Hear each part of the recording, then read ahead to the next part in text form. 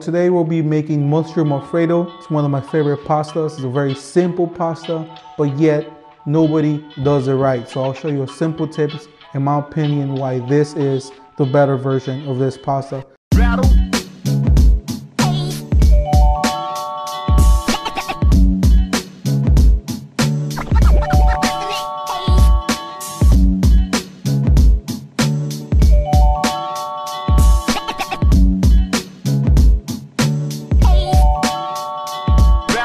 Thank you for joining Chef Talk. Chef Erick in the kitchen, ready to show you a couple of gourmet dishes you can make for your friends and loved ones. The dishes we'll be making throughout this series are going to be very simple, and it's all up to you how much love you want to put into them, how fast you want to make them.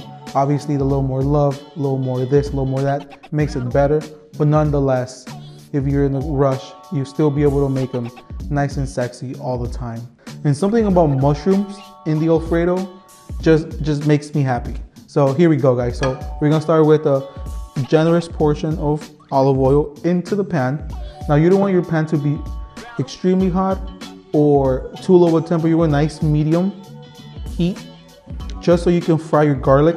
And so what I have done with the garlic, I sliced it a little thick on purpose. That's because you want it to like release its flavors but without burning. And if you go too small, you run the chance of burning your garlic, and then it just throws it off. Secondly, you want to throw your shallots. Same, I did my shallots a little thicker than usual. I know a lot of like high-end kitchens brag about how beautiful their slices are, and yes, that is not a bad thing. But at the same time, you know, you do run a chance of error, and you know, we're at home, so unless you're gonna get criticized that hard by your spouse, then maybe. So now that the garlic and the shallots are releasing their beautiful natural smell, you wanna add your mushrooms right at the center. This is where you wanna start stirring around a little bit. And when adding mushrooms will naturally soak up all the oil. So you know, do another light drizzle all around so everything fries up nice and evenly. Quick little one, nothing too crazy. So cook these for about minute and a half. Mushrooms don't take that long to cook, so everything's coming in together. At this moment now, you want to add your white wine.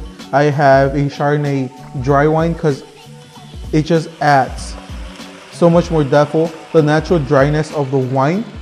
And then when you incorporate butter and the heavy cream into this dish, it is just gonna like complement the dryness. So it's gonna be a full-on even dish.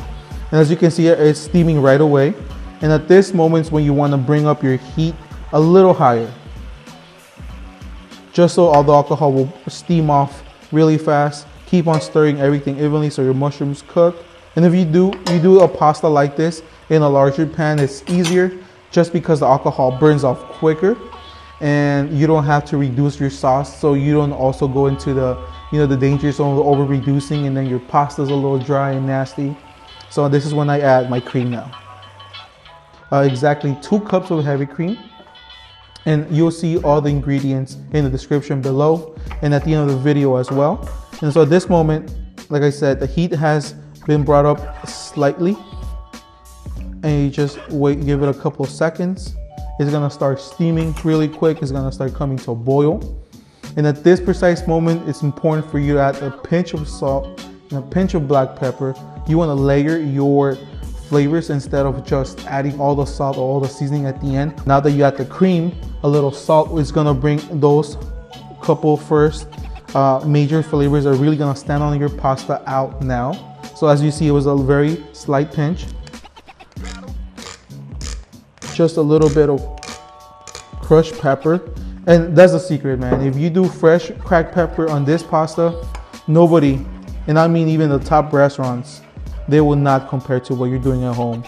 At this stage, the cream has reduced enough and has started boiling where it's still a little thin. But as you throw in your pasta, the natural starch on the pasta will thicken your base. So this is a portion for 2 people. So, you know, I'm a big guy, so I eat a lot of pasta. That's why I like so much. You want to stir and break your pasta in. Then a lot of people, when they cook their pasta ahead of time, like I just did, they roll it in oil so it doesn't stick together.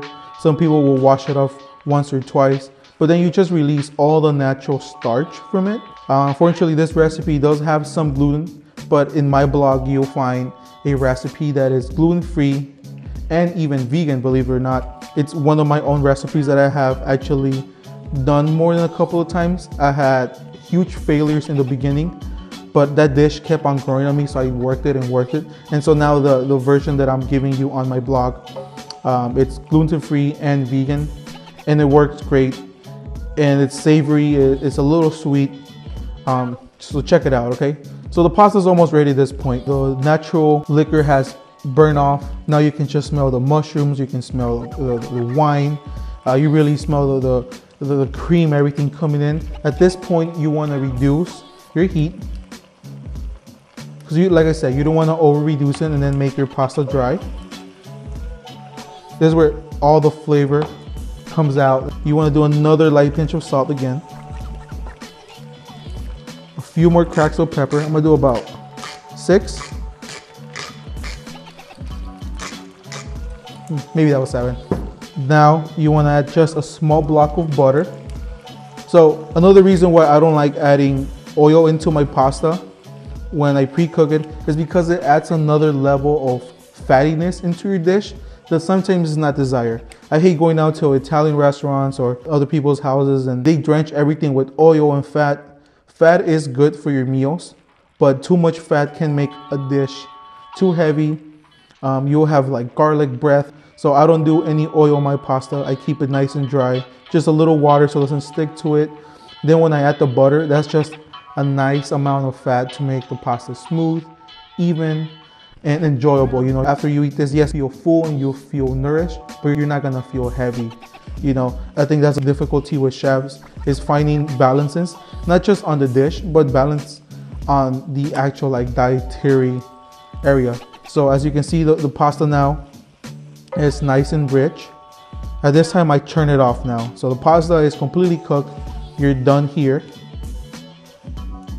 And before you plate, you gotta grate some Parmesan cheese in there.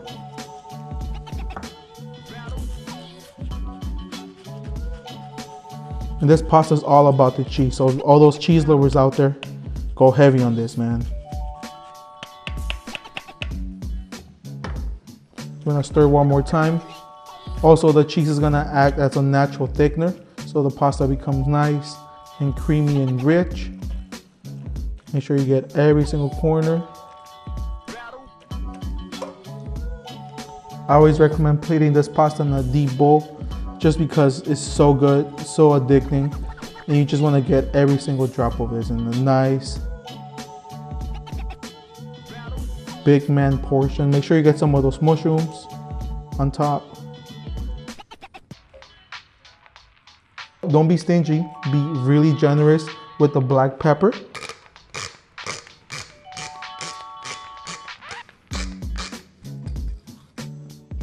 And always extra cheese at the end. Some people like it light, I like mine heavy. That's pretty much it, guys. Enjoy.